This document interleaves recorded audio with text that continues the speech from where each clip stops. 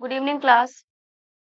तो आज medieval history का इस वीक का लास्ट क्लास है और आज हम लोग मिडिएवल हिस्ट्री का सोर्सेस को कंटिन्यू करेंगे, लिटरेरी सोर्सेस को कंप्लीट करेंगे।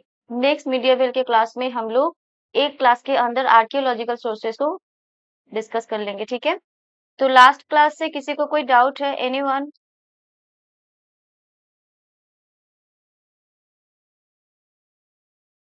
ओके। तो आज के क्लास में मैं डिस्कस करूंगी official documents, biographies and memoirs, folk traditions, travellers account, ठीक है। ये जो लिटरेरी सोर्सेस हैं, ये लिटरेरी सोर्सेस के बहुत सारे टाइप से वैरायटीज हैं और ट्रैवलर्स अकाउंट के साथ लिटरेरी सोर्सेस का जो पार्ट है ये कंप्लीट होता है। Now, तो सबसे पहले बात करेंगे ऑफिशियल डॉक्यूमेंट्स की। ऑफिशियल डॉक्यूमेंट्स का मतलब क्या होता है? एनीवन? किसी को पता है ऑफिशियल डॉक्यूमेंट किसे कहते हैं? मिडिएवल पीरियड में ऑफिशियल डॉक्यूमेंट्स किसे कहा जाता है? स्टूडेंट्स आप लोग रिप्लाई नहीं कर रहे हो, थोड़ा सा रिस्पॉन्स करो। मैं अकेली तो बड़बड़ नहीं कर रही हूँ ना। हाँ, एडमिनिस्ट्रेटिव डॉक्यूमेंट्स, ठीक है। ऑफिशियल डॉक्यूमेंट का ही पार्ट है एडमिनिस्ट्रेटिव डॉक्यूमेंट्स, यस। देखो, एक्चुअली ऑफिशियल डॉक्यूमेंट्स हम लोग किसे कहते हैं?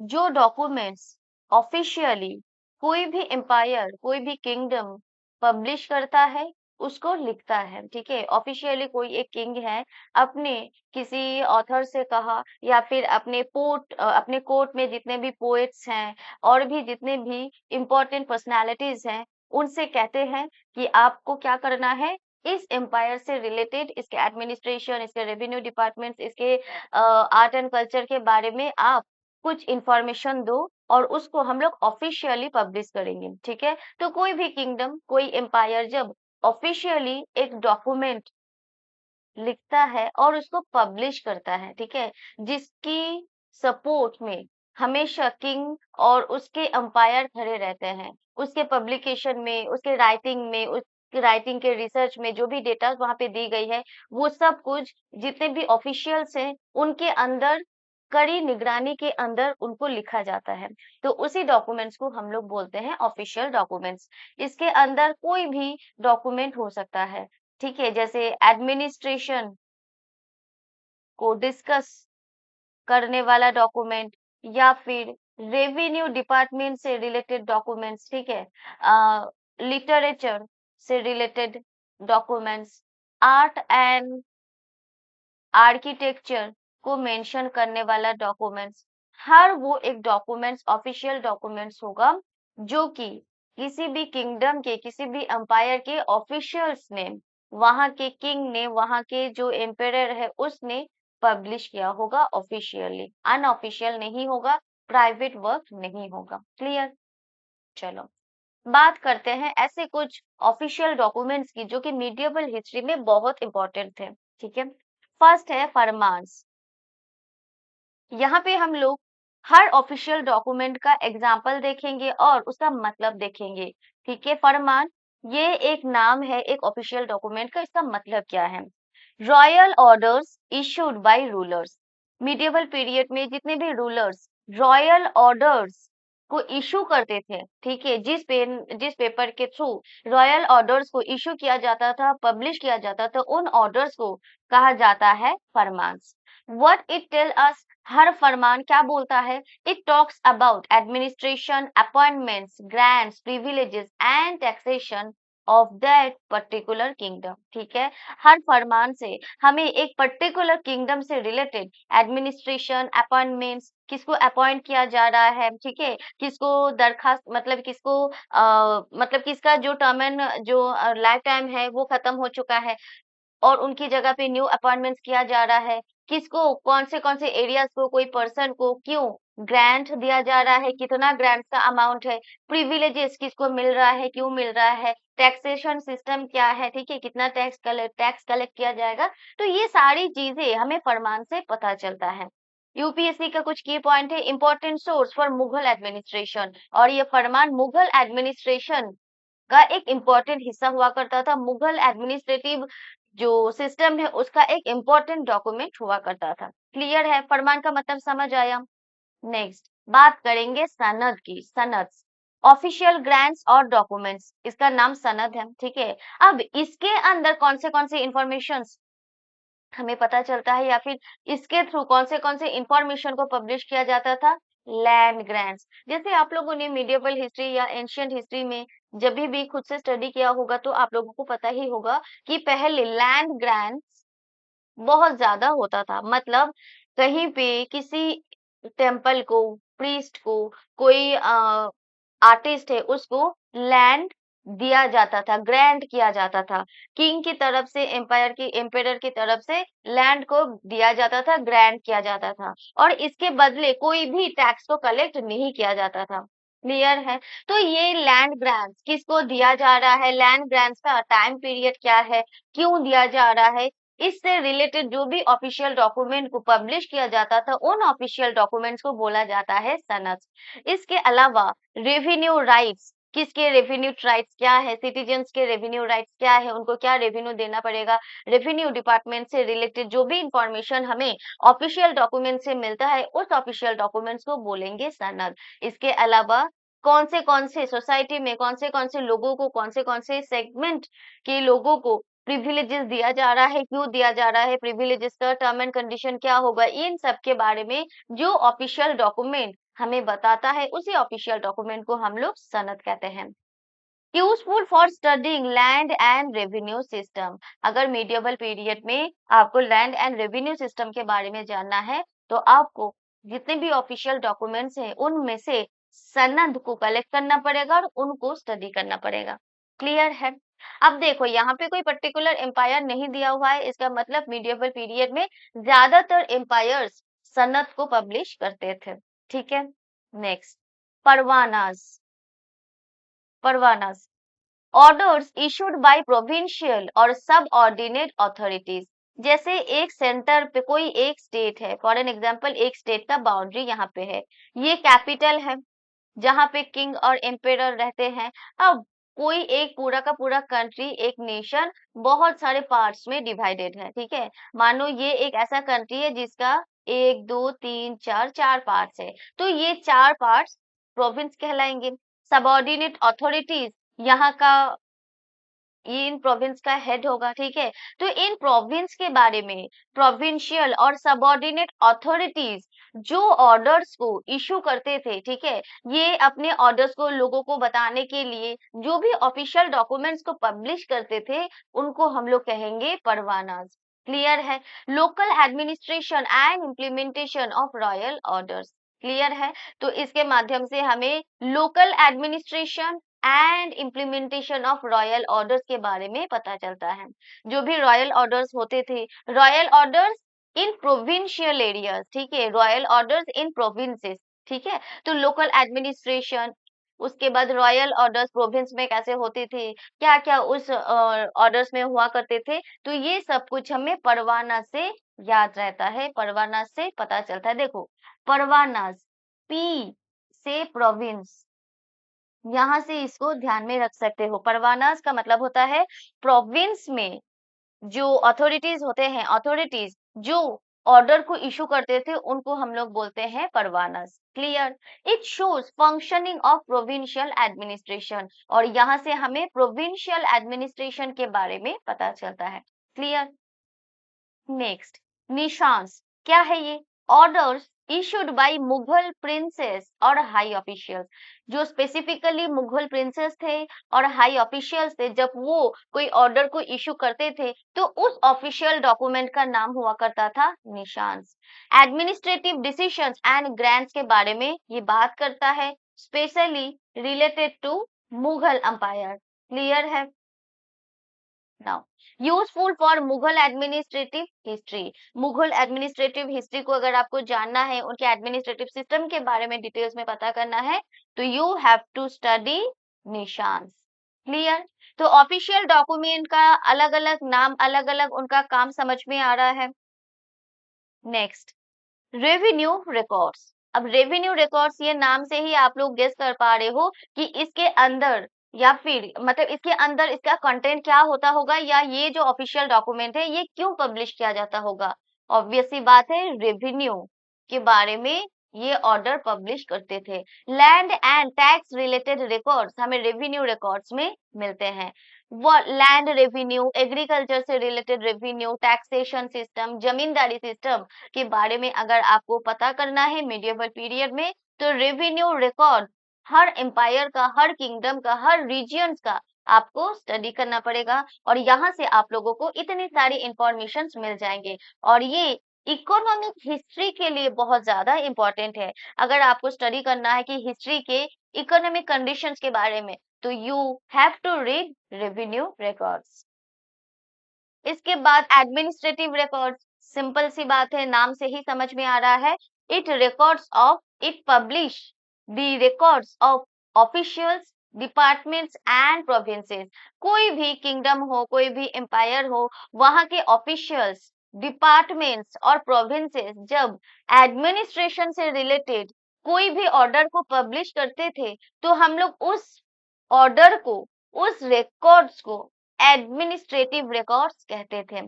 ये देखो, हर एक डिपार्टमेंट इंडिविजुअली कोई एडमिनिस्ट्रेटिव रिकॉर्ड को पब्लिश कर सकता है, कोई प्रोविंस इंडिविजुअली एडमिनिस्ट्रेटिव रिकॉर्ड को पब्लिश कर सकता है, कोई ऑफिशियल्स इंडिविजुअली किसी भी एम्पायर से रिलेटेड, कोई भी प्रोविंशियल गवर्नमेंट से रिलेटेड एडमिनिस्ट्रेटिव रिकॉर्ड को पब्लिश कर सकता है। यहाँ से हमें क्या पता चलता है? Bureaucracy, military and civil administration clear है।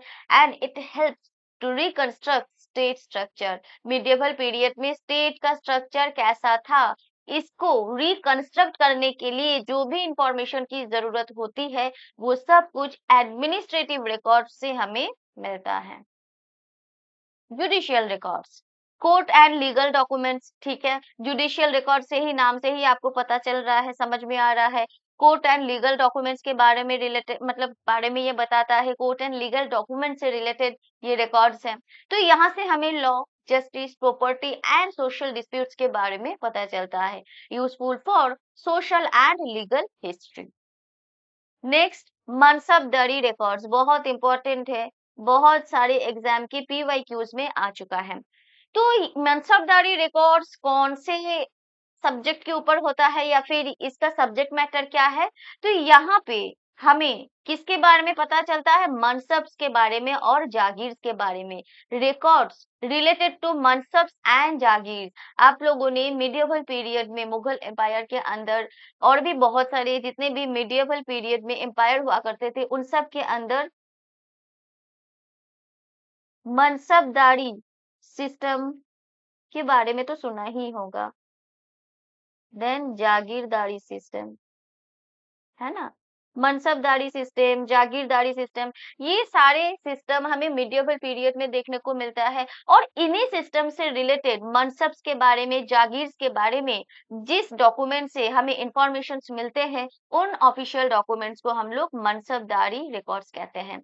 अब इस रिकॉर्ड से हमें रैंक, सैलरी, मिलिट्री ऑब्लिगेशंस के बारे में पता चलता है, जागीर असाइनमेंट्स के बारे में पता चलता है कि कौन से वो जागीर असाइनमेंट्स को असाइन किया गया है, जो भी मिलिट्री पोजीशन पे हैं, जो मनसबदार होते हैं, ठीक है।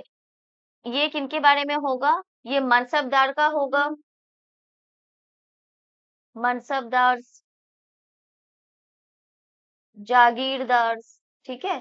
तो मनसबदार, जागीरदार के रैंक क्या थे, उनका सैलरी क्या हुआ करता था, उनका मिलिट्री ऑब्लिगेशंस क्या क्या थे, तो ये सारा सब कुछ हमें मनसबदारी रिकॉर्ड से पता चलता है। ये किस लिए इम्पोर्टेंट है? मुगल मिलिट्री एडमिनिस्ट्रेटिव सिस्टम को अगर आपको स्टडी करना है, तो इसलिए आपको मनसबदारी रिकॉर्ड्स को स्टडी करना पड़ेगा, बहुत इंपॉर्टेंट है। क्लियर है? मुगल एम्पायर का मिलिट्री एडमिनिस्ट्रेटिव सिस्टम से रिलेटेड इंफॉर्मेशन हमें मनसबदारी रिकॉर्ड से मिलता है। क्लियर है?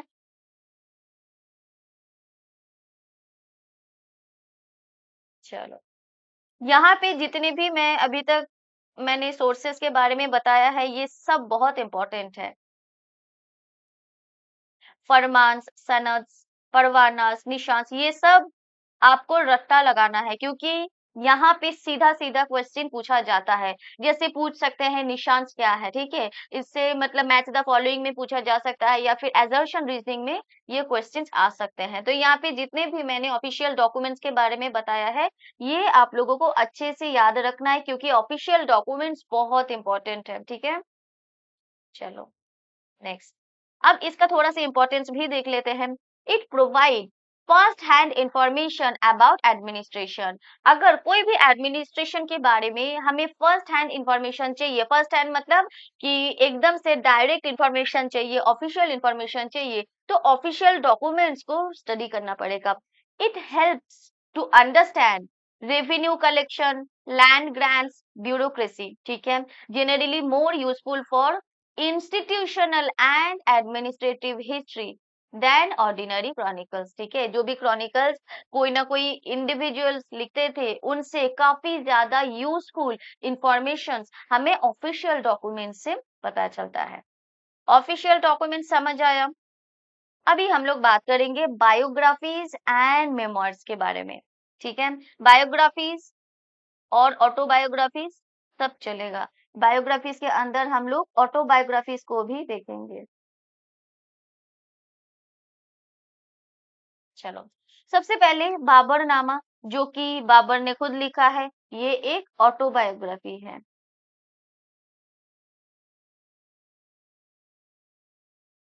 बाबर के पीरियड से रिलेटेड है। Autobiographical account politics, geography, society, flora and fauna, ये सारी चीजें हमें बाबरनामा से पता चलता है, और इसीलिए हिस्टोरिकली इसका इम्पोर्टेंस इतना ज्यादा है। बात करेंगे हुमायूं नामा, ये सिर्फ एक बायोग्राफी है, क्योंकि हुमायूं नामा हुमायूं के बारे में है, बस इसके बारे में उनकी सिस्टर गुलबदन बेगम ने लिखा था, जो कि हुमायूं के बारे में है। और यहाँ से हमें Mughal royal family, court life and Humayun's rain के बारे में पता चलता है। हाँ बिल्कुल बिल्कुल, गुलबदन बेगम जो उनकी सिस्टर थी। अकबरनामा, ये अबुल फैजल ने लिखा है, ठीक है, ये भी बायोग्राफी है। अबुल फैजल ये कोर्ट पोएट हुआ करते थे, अकबर के कोर्ट का एक बहुत ही इंपॉर्टेंट मेंबर हुआ करते थे। और यहाँ से अकबरनामा से हमें अकबर के रेन से रिलेटेड उनका पॉलिटिकल हिस्ट्री के बारे में पता चलता है, कि अकबर का पॉलिटिकल पॉलिसीज क्या होते थे, ठीक है, जितने भी प्रोविंस थे, जितने भी एडमिनिस्ट्रेटिव यूनिट थे, पॉलिटिकली वो कैसे वर्क करते थे, तो ये सारा सब कुछ हमें अकबरनामा से पता चलता है। आईनी अकबरी ये कोई बायोग्राफी नहीं है, ये एक नॉर्मल बुक है, मेमोइर्स भी बोल सकते हो, जो कि अबुल फजल ने लिखा था, अकबर के पीरियड से रिलेटेड है। और यहाँ पे हमें अकबर के पीरियड से related administration, revenue, economy, society and military system से बहुत सारा इंफॉर्मेशन मिलता है, या फिर कह सकते हो कि आईनी अकबरी में अकबर के पीरियड का administrative system, revenue department, economic system, society and military system को डिस्क्राइब किया गया है, ठीक है। बहुत इंपॉर्टेंट है, यहाँ पे हर एक लिटरेचर, हर एक ऑफिशियल डॉक्यूमेंट्स एग्जाम में आ चुका है, इसीलिए मैं अलग से हर किसी के सामने पीवाईक्यूज नहीं लिख रही हूँ। यहाँ पे एक भी चीज एक्स्ट्रा नहीं है, सब याद करना पड़ेगा। देन आता है तुजुकी जहांगीरी, ये जहांगीर ने खुद लिखा था।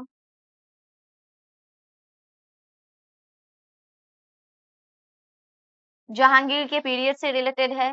मेमोइर covering political events, administration and personal observation, उन्होंने क्या ऑब्जर्व किया है, और ये ऑटोबायोग्राफी से कई ज्यादा ये एक मेमोइर भी है, ठीक है। तो ये पॉलिटिकल इवेंट्स को कवर करता है, एडमिनिस्ट्रेशन, पर्सनल ऑब्जर्वेशन, इन सब को कवर करता है, और ये सारी इंफॉर्मेशन हमें तुजुकी जहांगीरी से मिलता है। नेक्स्ट, बादशाहनामा, अब्दुल हामिद लाहौरी ने लिखा है, शाहजहां के बारे में है, और शाहजहां के पॉलिटिकल एंड कोर्ट हिस्ट्री के बारे में यहाँ से हमें पता चलता है। नेक्स्ट, मुंतखब उल लुबाब, बहुत इंपॉर्टेंट है, यहाँ पे सभी है बट ये ज्यादा बार आ चुका है। खाफी खान ने लिखा है, औरंगजेब एंड उसके लेटर पीरियड के बारे में है, important source for Mughal history, specially Aurangzeb rain, ठीक है, औरंगजेब के रेन के बारे में पता चलता है। मुगल हिस्ट्री का ये एक इम्पोर्टेंट सोर्स हुआ करता है, क्लियर। तो बायोग्राफी, ऑटोबायोग्राफी, मेमोइर से भी हमें मिडियोवल पीरियड के बारे में काफी सारे इंफॉर्मेशन पता चलता है, ठीक है। इंपॉर्टेंस क्या है, Memoirs, biographies or autobiographies provide information about rulers and their personalities. ठीक है, रूलर्स के बारे में बताते हैं, their personalities के बारे में बताते हैं। और जब किसी भी रूलर के बारे में हमें पता चलेगा तो ये बहुत ही कॉमन सेंस की बात है कि उस रूलर से रिलेटेड, उस पर्सनैलिटी से रिलेटेड हमें उस सोसाइटी के बारे में भी पता चलेगा, वहाँ का कल्चर, वहाँ का सिस्टम, वहाँ का ट्रेडिशन, ये सब हमें पता चलेगा। ठीक है, जैसे कोई एक रूलर उस टाइम पे कैसा खाना खाता था या फिर उनका जो वॉरफेयर टेक्निक कैसा था, तो वहां से हमें और भी चीजों के बारे में पता चलेगा। Court life and political events के बारे में पता चलता है हमारे हमें ऐसे बायोग्राफीज, ऑटोबायोग्राफीज और मेमोइर्स से। It provide insight into administration, Wars and policies. ठीक है, वॉर्स, पॉलिसीज के बारे में, एडमिनिस्ट्रेशन के बारे में हमें एक इंसाइट मिलता है। Some works also contain valuable information about economy and society. ठीक है, इकोनॉमी एंड सोसाइटी के बारे में भी हमें बहुत सारे वैल्यूएबल इंफॉर्मेशन मिलता है। क्लियर है? नाउ कुछ लिमिटेशंस भी होते हैं। ऑथर्स, देखो ये सब लिमिटेशंस किसके हैं? बायोग्राफीज, ऑटोबायोग्राफीज या फिर मेमोइर्स। अब इनके क्या लिमिटेशंस होते हैं? Authors may be influenced by their personal opinion और royal patronage। देखो, बायोग्राफीज, ऑटोबायोग्राफीज और मेमोइर्स ये कोई एक पर्टिकुलर पर्सन से रिलेटेड होता है। ठीक है, अब जैसे हिटलर थे, अब हिटलर ने अगर कोई ऑटोबायोग्राफी लिखा होगा तो उसने अपने सारे रूल्स को जेन्युइन बताया होगा, न्यूट्रल बताया होगा। कोई डिक्टेटर है, डिक्टेटर के ऊपर किसी और इंसान ने अगर एक बायोग्राफी लिखा तो उस इंसान ने क्या किया, डिक्टेटर का सारा रूल्स नॉर्मल न्यूट्रल बताया। तो इससे क्या होता है, बहुत बार बायोग्राफीज, ऑटोबायोग्राफीज और मेमोइर्स को जब हिस्टोरियंस पढ़ते हैं, ऑथर्स पढ़ते हैं, तो उनको समझ में आता है कि वहां पे ऑथर्स ने जो भी चीजें लिखा है उसमें काफी ज्यादा उनको इन्फ्लुएंस देखने को मिला है। इन्फ्लुएंस किनके ऊपर? जिस पर्सन के ऊपर वो किताब लिखी जा रही है। ठीक है, तो इसीलिए पर्सनल ओपिनियन और रॉयल पैट्रोनेज का इन्फ्लुएंस काफी हद तक हमें बायोग्राफीज, ऑटोबायोग्राफीज और मेमोइर्स में देखने को मिलता है। और इसीलिए बहुत बार यहाँ से हमें न्यूट्रल पिक्चर नहीं मिलता है। ये समझ में आया कि कैसे बायोग्राफीज, ऑटोबायोग्राफीज और मेमोइर्स में एक लिमिटेशन भी हो सकता है, कैसे यहाँ से हमें जो जानकारी मिलता है ये हमेशा 100% ऑथेंटिक इंफॉर्मेशन नहीं होता है। Clear? Therefore they should be compared with other sources. और इसीलिए न्यूट्रलिटी को मेंटेन करने के लिए, ऑथेंटिक सोर्सेस के लिए, इन सोर्सेस से हमें जो भी इंफॉर्मेशन मिलेगा उनको कंपेयर करना चाहिए विथ अदर सोर्सेस। क्लियर है? अगर आप कंपेयर करते हो फिर आपको समझ में आता है कि नहीं, बायोग्राफी में जो भी है वो सच है, तो जाके आप हिस्ट्री को रिक्रिएट कर सकते हो या फिर हिस्ट्री के बारे में बता सकते हो। क्लियर है? क्योंकि लिमिटेशंस जानना भी जरूरी है। बात करेंगे फोक ट्रेडिशन की। फोक ट्रेडिशन बहुत टाइप के होते हैं, जैसे कि फोक ट्रेडिशंस आप लोगों को पता है, फोक कल्चर, फोक लिटरेचर क्या होता है? Anyone?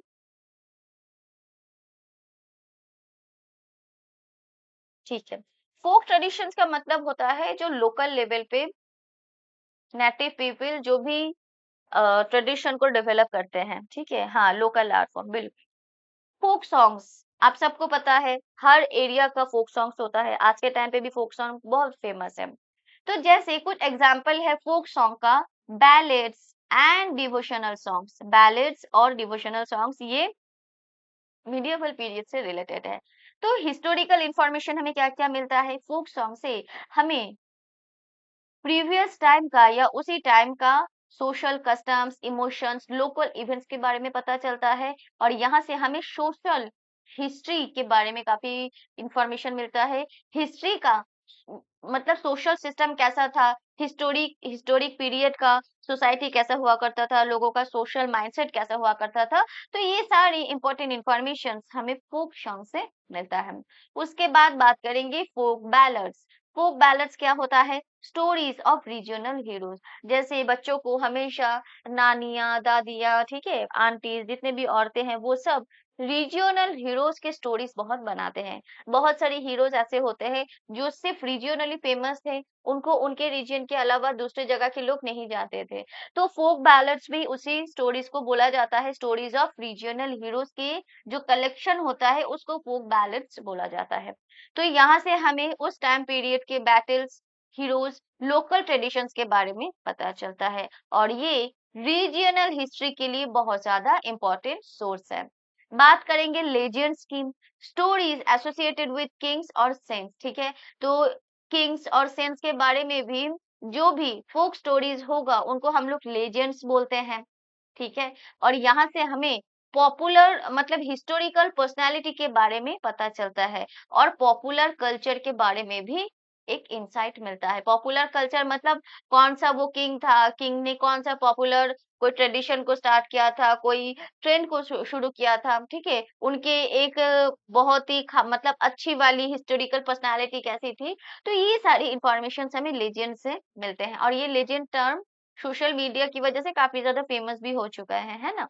Then oral traditions, stories pass from generation to generation. जैसे हमारे पेरेंट्स, उनके पेरेंट्स हमेशा कुछ ना कुछ स्टोरीज बताते ही हैं अपने बच्चों को, ठीक है। आने वाले टाइम पे हम लोग क्या करेंगे, हमारे आने वाले जनरेशन को वो स्टोरी बोलेंगे, फिर वो उनके आने वाले जनरेशन को वही सेम स्टोरीज बोलेंगे।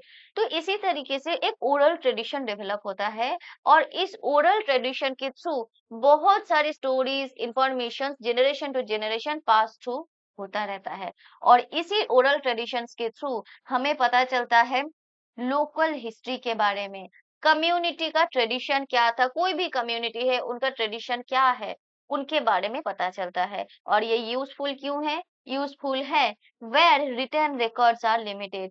मानो जिस पर्सनालिटी के बारे में, जिस बैटल्स के बारे में, जिस एरियाज के बारे में कोई रिटर्न रिकॉर्ड्स नहीं है, बट उनके बारे में सिर्फ स्टोरीज है, तो ऐसे जगह के बारे में, ऐसे सोर्स के बारे में हमें इस स्टोरीज से काफी ज्यादा इंफॉर्मेशन मिलता है, और यहीं पे ओरल ट्रेडिशंस काम आते हैं।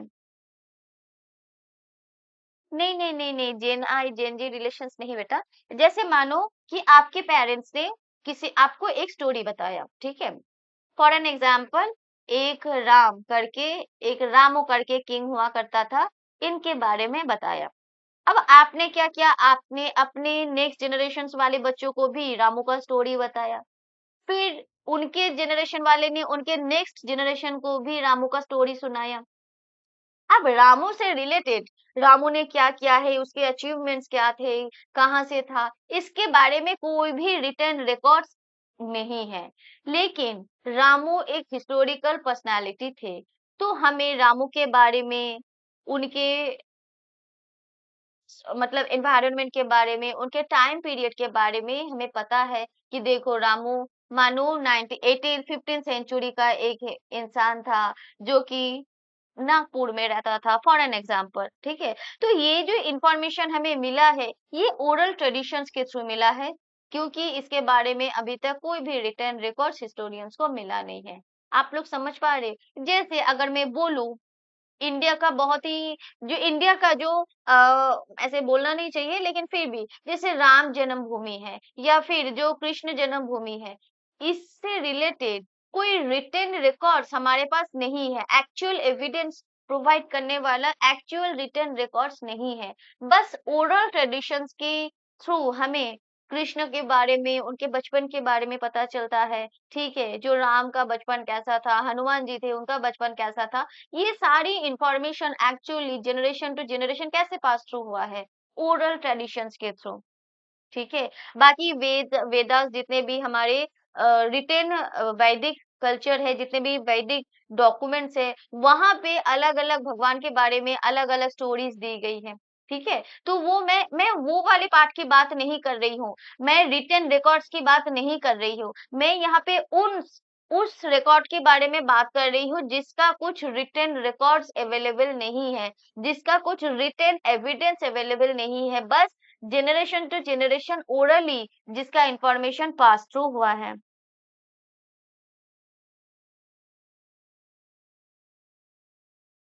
हाँ, बिल्कुल, बिल्कुल, बिल्कुल। जेन वाई, जेन जी रिलेशंस, अल्फा बीटा, नहीं, नहीं, ऐसा रिलेशंस नहीं, मैं स्टोरीज़ की बात कर रही हूँ। ये कोई रिलेशन नहीं है। जैसे एकदम बचपन पे हमारे मम्मी-पापा हम लोगों को बहुत सारे कहानियाँ सुनाते थे। उनके मम्मी-पापा हमारे पेरेंट्स को कहानियाँ सुनाते थे, राइट? हमारे ग्रेट ग्रैंड-पेरेंट्स थे, हमारे ग्रैंड-पेरेंट्स को बहुत सारे कहानियाँ सुनाते थे। तो बहुत सारी कहानियाँ सच होते थे, बहुत सारे कहानियाँ झूठ होते थे। जो सच कहानियाँ होते थे, जिनका कोई रिटेन रिकॉर्ड्स नहीं है, तो उन कहानियों को हम लोग बोलेंगे ओरल ट्रेडिशंस, ठीक है? और यहाँ से भी ओरली सुन-सुन के इंफॉर्मेशन एक जगह से दूसरे जनरेशन में पास हुआ है। उस स्टोरीज के माध्यम से भी हमें लोकल हिस्ट्री के बारे में पता चलता है, कम्युनिटी ट्रेडिशन के बारे में पता चलता है। अभी समझ आया ओरल ट्रेडिशंस में मैं किसकी बात कर रही हूँ? Good. Next, folk theatre, regional dramatic traditions, ठीक है? फोक थिएटर सिंपल है, society, religion, customs and political memory के बारे में पता चलता है, कल्चरल हिस्ट्री का एक इम्पोर्टेंट सोर्स है। फोक लिटरेचर, प्रोवर्ब्स, स्टोरीज और poems related to folk literature, ठीक है? यहाँ से हमें सोशल वैल्यूज, ऑक्यूपेशंस, कस्टम्स के बारे में पता चलता है। It helps to reconstruct everyday life. Folk region पे, फोक लिटरेचर में जो भी चीजें दी गई है वहां से हमें फोक रीजियन के एवरीडे लाइफ कैसा था, लोग मतलब लोगों का डेली लाइफस्टाइल कैसा हुआ करता था, इसके बारे में पता चलता है। इम्पोर्टेंस क्या है? It gives people centric perspective of history, क्योंकि फोक लिटरेचर, फोक ड्रामा, फोक सॉन्ग्स में हमेशा कोई एक इंसान को हीरो बनाया जाता है और उसी हीरो के ऊपर स्टोरीज बनाए जाते हैं। तो इसीलिए एक पीपल सेंट्रिक पर्सपेक्टिव हमें मिलता है हिस्ट्री में, इस फोक कल्चर को, फोक लिटरेचर को, फोक ट्रेडिशंस को फॉलो करके। इसके अलावा it helps to understand common peoples believe and social life. जो कॉमन पीपल है, जो लोकल पीपल है, नेटिव लेवल पे उनका बिलीव क्या था, उनका सोशल लाइफ कैसा था, ये सब हमें यहाँ से पता चलता है। It preserves regional and local historical memories, ठीक है? रीजनल, लोकल हिस्टोरिकल मेमोरीज को रिजर्व प्रिजर्व करने के लिए फोक ट्रेडिशन का होना, फोक कल्चर का होना बहुत ज्यादा जरूरी है। Particularly useful for studying communities that live few written records. और ऐसा कोई कम्युनिटी जिनके पास ज्यादा रिटन रिकॉर्ड्स नहीं है, तो उनके बारे में हमें फोक कल्चर से बहुत कुछ पता चलता है। और इसका कुछ लिमिटेशंस भी है, जैसे ओरल ट्रेडिशंस में अंडरगो चेंजेस ओवर जनरेशन। फोक ट्रेडिशन का, ओरल ट्रेडिशन का सबसे इम्पोर्टेंट एक लिमिटेशन क्या है पता? जैसे मानो कि हमारे फोर फादर्स का जो पहला जनरेशन था, उन्होंने उनके नेक्स्ट जनरेशन को जो स्टोरी बताया होगा, वो स्टोरी हम सब तक पहुंचते पहुंचते उसका जो मेन स्टोरी होगा वो चेंज हो गया होगा, ठीक है? क्योंकि over the time, generation to generation जब एक स्टोरी को सुनाया जाता है, तब उस स्टोरी का जो कोर पॉइंट्स होते हैं वो बदल जाते हैं, क्योंकि उन्होंने इनको बताया, अब इन्होंने क्या समझा, क्या सोचा, उसके ऊपर बेस करके उन्होंने उनके नेक्स्ट जनरेशन को बताया। इन्होंने क्या सोचा, कि क्या सुना, क्या समझा, फिर वही चीज इन्होंने इनको बताया। और यही करते करते हम लोगों तक जब तक कोई भी चीज पहुंचती है, मेन थीम का काफी हद तक बहुत कुछ चेंज हो गया होता है। तो इसीलिए ओरल ट्रेडिशंस काफी टाइम हार्मफुल भी होते हैं। हिस्टोरिकल फैक्ट्स में become mixed with myths and legends. अब देखो, जो हिस्टोरिकल फैक्ट्स होते हैं, इसका मतलब हिस्टोरिकली वो प्रूव्ड इवेंट्स हैं, मतलब वो हुए हैं, ठीक है? लेकिन कभी कभी फोक कल्चर में जो भी स्टोरीज बताए जाते हैं, उसमें मिथ्स और लेजेंड्स, मतलब एक कल्पना, मिथ, ये सब कुछ मिक्स होके एक स्टोरी बन जाती है। स्टोरी का मतलब क्या है? स्टोरी का मतलब होता है कि जिसका कुछ हिस्टोरिकल एविडेंस नहीं है, ठीक है? और इसीलिए जो फोक कल्चर है, फोक लिटरेचर है, वो काफी टाइम हिस्टोरिकल फैक्ट से ज्यादा मिथिकल और लेजेंड बेस्ड एक स्टोरी में कन्वर्ट हो जाता है, जिसमें बहुत टाइम हिस्टोरिकल फैक्ट्स कम मिलते हैं। और स्टोरीज मतलब मनोरंजक, एक बहुत ही एक्साइटमेंट वाला एक स्टोरी बन जाता है, ठीक है? जिसमें मिथ्स होता है, जिसमें सुपरस्टिशियस होते हैं, ठीक है? Must be corroborated with archaeological and literary evidences, मतलब जो भी फोक कल्चर से, फोक लिटरेचर से जो भी स्टोरी हिस्टोरियंस को मिला है, उनको हमेशा आर्कियोलॉजिकल एंड लिटरेरी एविडेंस के थ्रू कंपेयर करना चाहिए, उनसे उनको टेस्ट करना चाहिए। ठीक है, ये देखना चाहिए कि जो भी फोक ट्रेडिशन में बोला गया है, फोक कल्चर में, फोक लिटरेचर में बोला गया है, क्या आर्कियोलॉजिकली वो प्रूव करता है, आर्कियोलॉजिकली जो भी एविडेंसेस मिले हैं क्या स्टोरीज के साथ मैच करता है या नहीं है, दूसरे जो लिटरेरी एविडेंसेस है क्या उसके साथ मैच करता है, और इस तरीके से फोक लिटरेचर को ऑथेंटिक बनाया जाता है। तो ये समझ आया? गुड। अब नेक्स्ट क्लास में हम लोग ट्रैवलर्स के अकाउंट को डिस्कस करेंगे, क्योंकि ये काफी सारा है। ठीक है, चलो आज के क्लास में हम लोगों ने ऑफिशियल डॉक्यूमेंट को डिस्कस किया, बायोग्राफीज को डिस्कस किया, फोक ट्रेडिशन को डिस्कस किया। बहुत इंपॉर्टेंट है, ये आप लोगों को याद करना पड़ेगा। किसी को कोई डाउट है? Good. So thank you so much.